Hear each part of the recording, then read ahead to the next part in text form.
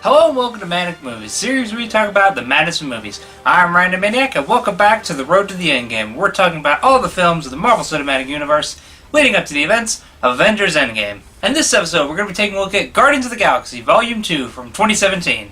So the story of this film starts out with the Guardians, doing their thing, saving countless people across the universe, collecting bounties, that sort of thing, when on one of their incidents in which they end up crash landing on a planet, they come across Ego, who reveals himself to be Peter's dad. And so they go with him to learn more about why he left Peter alone on Earth with his mother and all that sort of business.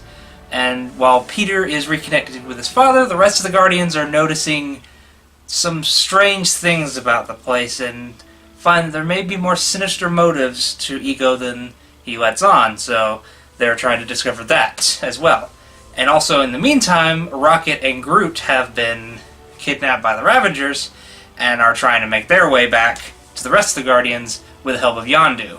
So yeah, a bit of a downgrade compared to the first one, where there was sort of a general direction where it was going, where this one just sort of has a very simple plot as to where it's going.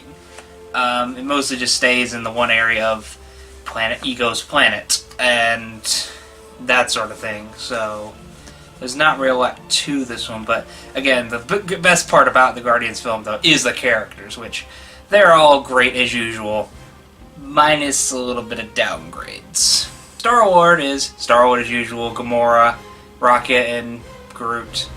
Sort of the same deal as the other ones, but my only real big complaint out of all of the Guardians has to be Drax, because I remember the first film, him just being this noble and tragic character, and now throughout the most of this film he's just mostly played it for laughs. And I mean, again, it's funny, it's sad to see a character that had this big tragic backstory suddenly now just being there for jokes.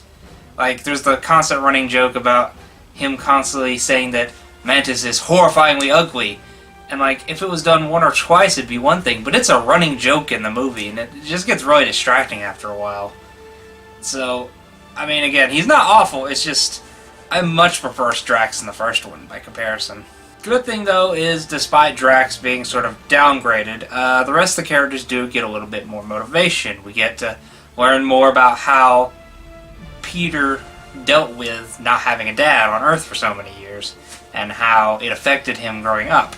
We get to learn a bit more about Rocket's backstory, and even a bit more about Nebula, who in the first film was mostly only there as like a sort of secondary antagonist.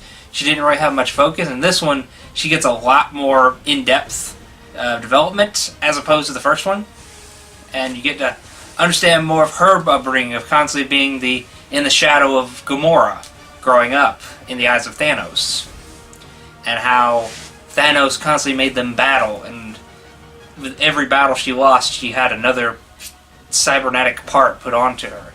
And so you get to understand more of her drive of wanting to best Gamora, and more about how she viewed the relationship over the years. It was also interesting to see even a bit more delving into Yondu, who in the first one, again, like Nebula, was sort of a secondary antagonist and didn't really have anything aside from just being another roadblock for the Guardians. And this one you get to see a bit more of his background, how he was exiled from the Ravagers for, helping Ego get all his kids that he spawned throughout the universe, and how he got exiled because of it, and then him choosing to save Quill after he learned about all the kids that got killed because of Ego, and how he ended up becoming Quill's dad in a sense, even though it wasn't really played up that way in the first one. It's just sort of retcon, but I don't know, he is a likable character, and he's got a really cool ability of the whole whistling with the arrow thing. The story of the film in general is kind of forgettable. Mostly because, like in the first one, there was sort of a general setting everybody up and, getting them interacting off one another to defeat a big bad, whereas this one, for the most of the time, they're just kind of hanging around on Ego's planet, not really doing anything. up until, you know, the big reveal of Ego as the villain, which is surprisingly a good villain. It's like compared to a lot of the other villains of the MCU, Ego actually has sort of a personality to him. He's likable.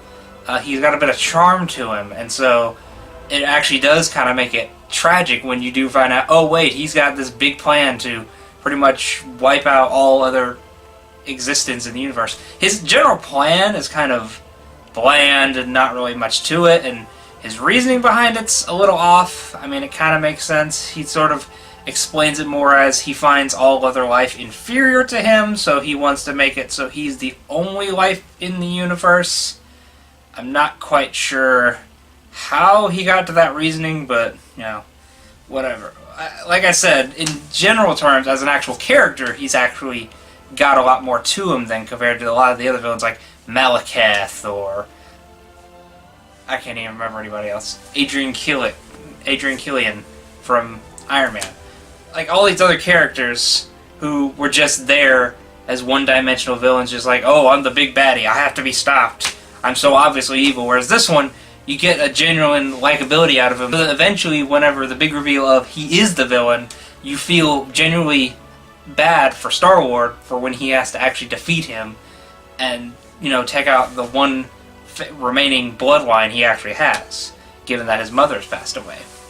Stan Lee's cameo in this film is an astronaut in one of the space jumps that Rocket and Yondu have to make to get back to the rest of the Guardians, in which he is sharing stories from Earth with a group of watchers. And the fun thing about that is that's sort of playing on a fan theory that was going on at the time about how the reason Stan Lee was in all the films was that he was secretly the character of the Watcher, but apparently this little cameo just kind of debunked that theory. Yeah, all in all, this was, again, a good film, but it's very much inferior to the second one, or to the first one, I mean. I remember when this first came out, I didn't understand why people didn't care for it as much, but now, looking at it a couple years later, after rewatching the first one, I do kind of see where they're coming from, because when it's not sort of doing repeats, it's just amplifying the goofiness level, which, again, these characters are goofy and all, but there was sort of a balance in the first one. Whereas this one is more goofy. Like, there's the big scene that it was in all the trailers about Groot not pressing the death button. And it's sort of that tone throughout most of the movie. I mean, it has its serious moments, but at the same time, they're just a lot less compared to the first film. It's played more for laughs in this one, which is kind of upsetting, but again, I can forgive it because the stuff that is actually, you know, the goofy, laughy stuff is actually generally funny most of the time. But, I don't know, it's just... that was just such a downgrade compared to the first one, so... After hearing that James Gunn did get rehired to do Guardians 3, maybe with the fact that apparently they teased there's going to be a new team, maybe they'll be able to sort of reignite that spark the first film had and have its own genuine style where it's has that balance back. I don't know. We'll see. There's no real way of telling up to this point. So anyways, thank you all so much for watching this video. If you enjoyed it, you can feel free to leave a like down below. You can feel free to subscribe to see all the other junk I put up on this channel. You can check out the rest of my Manic Movies. You can check out the rest of this Road to the Endgame, or even my Halloween reviews. Or you can check out some of my gaming videos, or live streams, or you can even check out some of the random stuff I like to put up here from time to time. I just sort of do what I feel like. Or you can leave a comment down below giving a suggestion of something I should look at, whether it be a movie or a game or some sort of general other medium, because you might have a suggestion for something for me, and I might have something to say about it. I don't know. Leave it down below, and we'll see where it goes. But anyways, with all that being said, stay sane in the insane world, and I'll see you little loonies later.